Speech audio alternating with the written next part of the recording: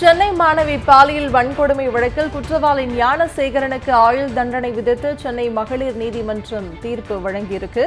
ஞானசேகரனுக்கு 30 ஆண்டுகளுக்கு குறையாத ஆயுள் தண்டனை விதித்து சென்னை மகளிர் நீதிமன்ற நீதிபதி ராஜலட்சுமி இந்த தீர்ப்பை வழங்கியிருக்கிறார். மாணவி பாலியல் வன்கொடுமை வழக்கில் ஞானசேகரன் குற்றவாளி என மே 28 தீர்ப்பு வழங்கப்பட்ட நிலையில் இன்று தண்டனை விவரம் அறிவிக்கப்பட்டிருக்கு. மாணவி பாலியல் வன்கொடுமை வழக்கில் 5 மாதத்தில் விசாரணையை முடித்து குற்றவாளிக்கு தண்டனையை பெற்றுத் தந்துள்ளது காவல்துறை. வழக்கை சிறப்பாக நடத்திய காவல்துறைக்கு சென்னை மகளிர் நீதிமன்ற நீதிபதி ராஜலட்சுமி பாராட்டு தெரிவித்திருக்கிறார். அண்மை செய்தியாக நாம் பார்த்துக் கொண்டிருக்கிறோம். இது தொடர்பாக கருத்துக்களை பகிர்ந்து கொள்வதற்காக வழக்கறிஞர் சரவணன் நம்மோடு இணைந்திருக்கிறார். வணக்கம் சார், உங்களுடைய கருத்துக்களை பகிர்ந்து கொள்ளுங்க. ஹலோ, இது ஒரு வணக்கம் சார். மிகவும் தீர்ப்பு மிகவும் வரவேற்கத்தக்க தீர்ப்பு. 30 வருடங்கள் சிறை தண்டனை பெண்களை இப்படி அதுவும் ஒரு படிக்கக்கூடிய இடத்துல கல்லூரி வளாகத்துல சென்று பெண்ணை பாலியல் பலாத்காரம் செய்திருக்கக்கூடிய இந்த விவகாரங்களை இவ்வளவு பெரிய ஒரு தீர்ப்பு கொடுத்திருப்பது எல்லோருக்கும் ஒரு எச்சரிக்கையாக இருக்கும். பெண்களுக்கு எதிரான குற்றங்களை தடுப்பதில் இப்படிப்பட்ட தீர்ப்புகள் ஒரு மிக முக்கியமான பங்கை வகிக்கிறது. அதை விட முக்கியமா என்னன்னா, இதை வச்சு எதிர்கட்சிகள் எல்லாம் ஒரு பெரிய அரசியலை நடத்தினார்கள். அபாண்டமான பொய் குற்றச்சாட்டுகளை சுமத்தி கொண்டிருந்தார்கள்.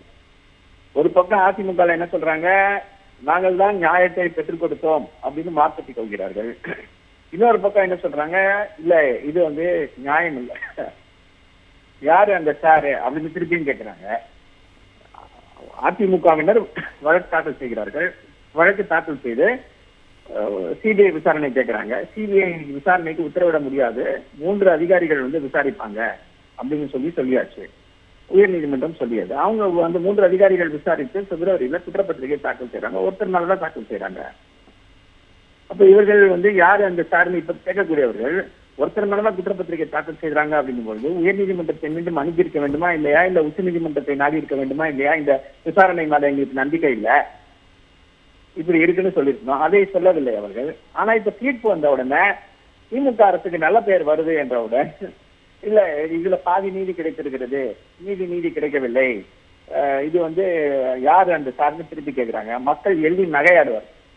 என்ன அப்படின்னா, பேங்க்ரப்ட் ஆஃப் ஐடியாஸ். திமுகவை எப்படி எதிர்கொள்வது என தெரியாமல் முன்னுக்கு பின்னாக அதிமுகவில் இருக்கக்கூடியவர்கள் எல்லாம் தலைவர்கள் முதல் தொண்டர்கள் வரை உளறி குத்தி கொண்டிருக்கிறார்கள். அதுதான் இப்போ மிகப்பெரிய பிரச்சனையாக இருக்கிறது. சென்னை மாணவி பாலியல் வன்கொடுமை வழக்கில் குற்றவாளி ஞானசேகரனுக்கு ஆயுள் தண்டனை விதித்து சென்னை மகளிர் நீதிமன்றம் தீர்ப்பு வழங்கியிருக்கு. இது தொடர்பான கருத்துக்களை பகிர்ந்து கொண்டதுக்கு மிக்க நன்றி சார். நன்றி.